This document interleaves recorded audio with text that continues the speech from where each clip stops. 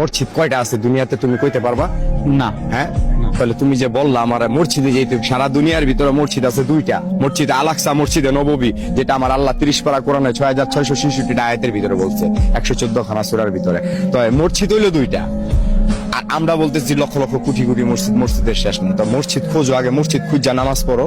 মানুষ দেখা এমন ইমাম, যে ইমামের পিছনে নামাজ পড়তে হইব, যে বেতনভুক্তদারের পিছনে কোনোদিন নামাজ হবে না।